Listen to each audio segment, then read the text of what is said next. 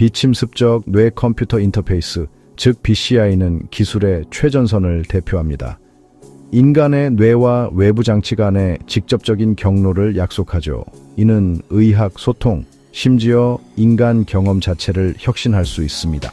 하지만 이런 밝은 약속과 함께 어두운 가능성도 나타나고 있습니다. 이제는 은밀하게 사용되는 BCI 기술에 대한 이야기들이 들려옵니다. 이 버전은 치료나 역량 강화를 위한 것이 아닙니다. 통제를 목적으로 설계되었다라고 합니다. 대중의 감시를 벗어나 활동하는 지식인들이 그 창조자이자 사용자라고 합니다. 그들은 상당 기간 비밀리에 이 기술을 개발하고 배치하여 숨겨진 영향력의 지형을 만들어 왔다고 전해집니다. 이 비밀 작전의 기간은 최소 5년에 이르는 것으로 여겨집니다. 이 기간 동안 이들 지식인들은 자신들의 방법을 완성했다고 합니다.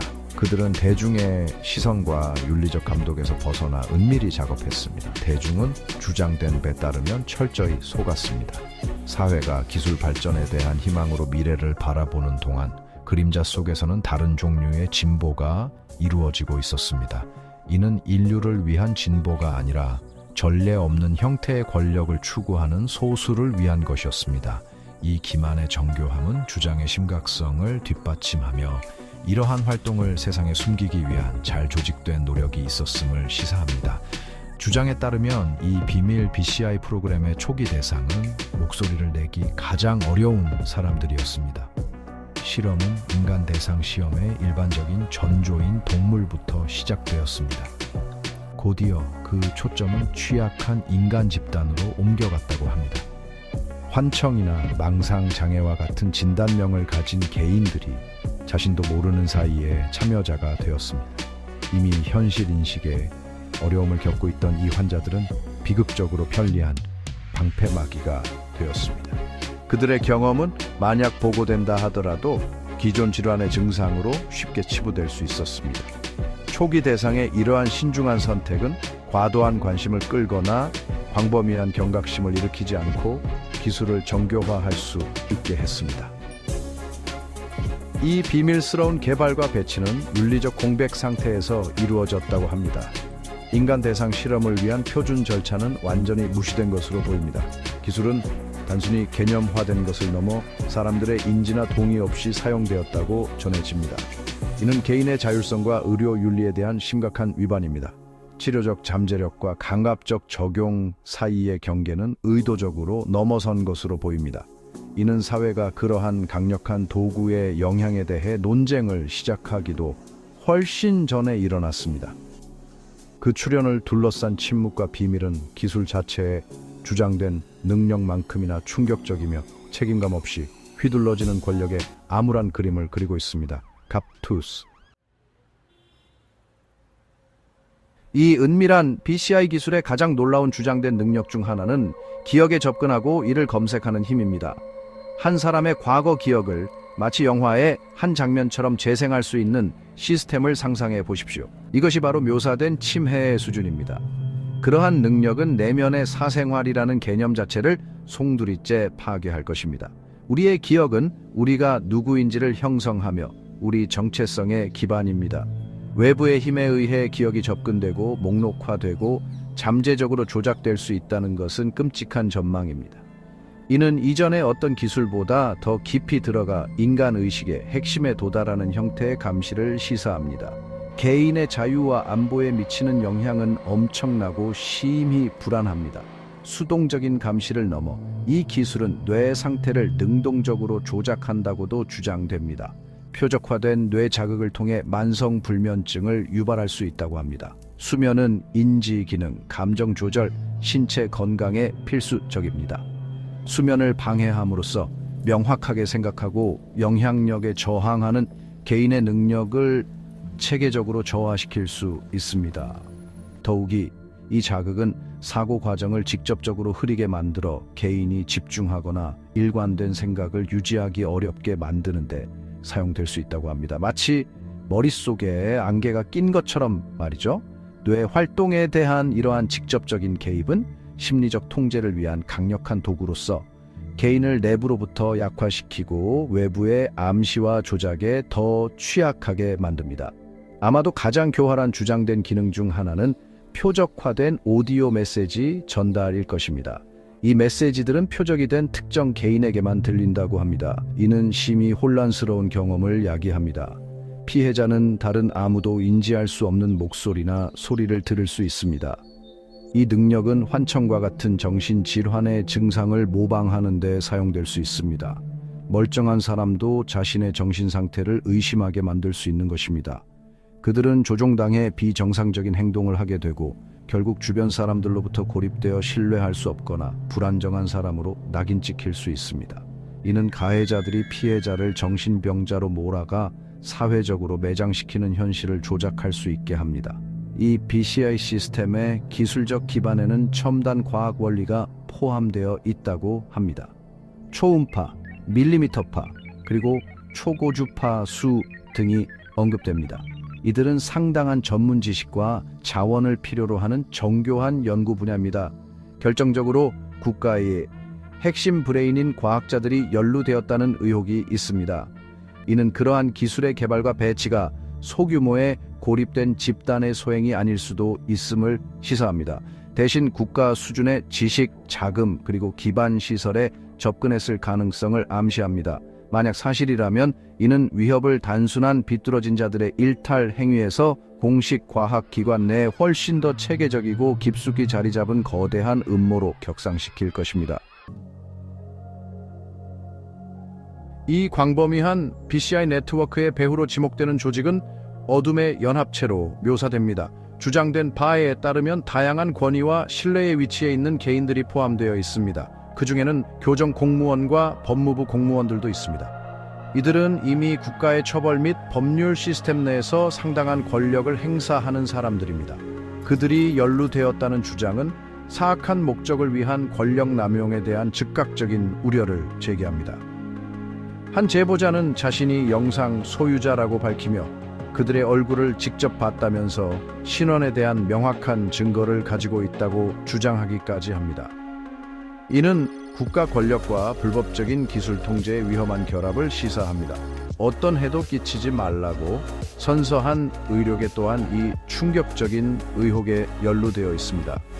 구체적으로 성덕의료재단 소속 청송 진보병원의 모든 정신과 의사들이 거론됩니다. 정신과 의사는 인간 정신 건강의 가장 취약한 측면을 다루는 독특한 신뢰에 위치해 있습니다. 만약 이 의혹들이 조금이라도 사실이라면 이는 그 신뢰에 대한 심각한 배신을 의미할 것입니다.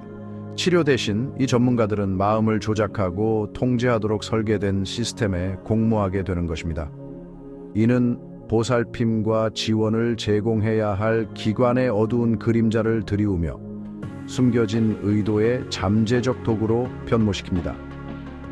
이처럼 광범위한 작전에 필요한 자원은 상당할 것입니다. 의혹들은 국가 핵심 과학자들과 상당한 자금력을 가진 개인 또는 단체의 연루를 지적합니다. 이는 자금력이 풍부하고 기술적으로 진보된 집단임을 시사합니다. 정교한 BCI, 특히 초음파 및 밀리미터파와 연결된 비침습적 유형의 개발은 결코 간단한 일이 아닙니다. 전문 지식, 첨단 실험실, 그리고 지속적인 투자가 필요합니다. 국가 과학자들이 연루되었다는 주장은 어쩌면 국민 세금으로 지원되었을 최첨단 연구가 이러한 은밀한 목적을 위해 전용되거나 이용되었을 수 있음을 암시하며 또 다른 차원의 제도적 배신을 더합니다. 복잡한 기업 및 단체 네트워크 또한 이 비밀 인프라의 일부라고 합니다. 여기에는 울산 및 울진 게놈 프로젝트와 관련된 기관들이 포함되어 유전 데이터 수집 또는 연구와의 가능한 교차점을 시사합니다. 겉보기엔 관련 없어 보이는 호텔이 고정 작전 기지로 사용하기 위하여 인수되었다고 하며 이는 물리적 장소의 필요성을 강조합니다. 애완동물 사업을 시작으로 한 헬스케어 관련 기업들도 언급되는데 아마도 기술을 시험하거나 생체 데이터에 접근하기 위한 방법일 수 있습니다. 더 나아가 싱가포르 데이터 센터와 모든 게놈 관련 기업들이 연루된 것으로 지목되며 이는 현대 감시 및 통제 기술의 생명선인 데이터에 초점을 맞춘 국제적인 활동 범위를 시사합니다. 이 비밀 조직이 휘두르는 주된 조작 방법은 공갈 협박입니다. 개인의 기억, 과거의 잘못이나 치부까지 들여다봄으로써 가해자들은 엄청난 약점을 잡게 됩니다. 폭로의 위협은 강력한 간갑 도구가 되어 개인을 복종시키거나 침묵하게 만듭니다. 인간은 종종 자신의 평판을 보호하려 하고 수치심을 두려워합니다. 이 뿌리 깊은 두려움은 무자비하게 이용됩니다. 조직은 이러한 민감한 세부 정보들을 수집하여 개인의 역사를 무기로 바꾼다고 합니다. 이는 피해자들이 보이지 않는 적에 의해 자신의 과거가 자신을 공격하는 덫에 걸린 듯한 공포 분위기를 조성합니다. 단순한 협박을 넘어 정교한 심리전이 사용된다고 합니다.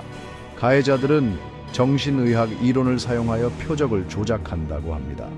그들은 처음에는 해결이나 탈출에 대한 한 줄기 희망을 제시했다가 이를 빼앗아 버리는 이른바 희망 고문을 통해 극심한 박탈감과 무력감을 심어줄 수 있습니다.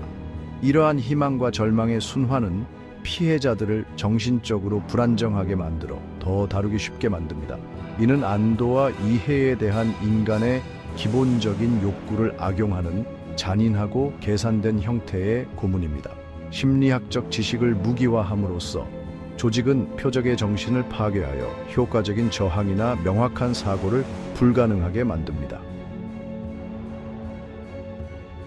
자신들의 힘과 신비감을 유지하기 위해 조직은 은폐와 위협 전술을 사용합니다. 그들은 기억 접근 능력의 전체 범위를 드러내지 않도록 주의하며 피해자들이 얼마나 많은 것이 실제로 알려졌는지 계속 추측하게 만듭니다. 모호하지만 거창한 발언을 통해 전능하고 위협적인 존재의 이미지를 투사합니다. 더욱이 비밀번호와 기타 개인 정보를 해킹했다고 거짓으로 암시하여 피해자의 취약성과 편집증을 가중시킬 수 있습니다. 이렇게 세심하게 만들어진 전능함의 이미지는 저항을 단념시키고 복종을 보장하여 조직을 피할 수 없는 힘처럼 보이게 합니다. 궁극적인 목표는 완전한 인지 및 행동 통제인 것으로 보입니다. 조직은 외부 주변 상황을 피해자의 내부 생각이나 행동과 연결시킨다고 합니다. 그런 다음 명확한 사고를 방해하는 뇌의 자극을 사용하여 피해자들이 초월적인 존재나 거대한 힘에 의해 영향을 받고 있다고 믿게 만듭니다. 이 힘은 물론 조직 자체입니다. 협박 자료가 존재한다면 피해자들에게 추가 범죄를 저지르거나 비정상적인 행동을 보이도록 강요하는 데 사용됩니다. 여기서 목표는 종종 표적을 교도소나 정신병원에 수감시켜 효과적으로 무력화하는 것입니다. 이 조직에게 섬뜩한 깨달음은 바로 그 잠재력이었습니다. 누구든 통제하고 죄를 뒤집어 쓰이고 보이지 않는 곳에서 사회를 마음대로 주무를 수 있다는 가능성. 이는 기술이 만연한 이 시대에 우리 모두가 느끼는 공포와 맞닿아 있습니다.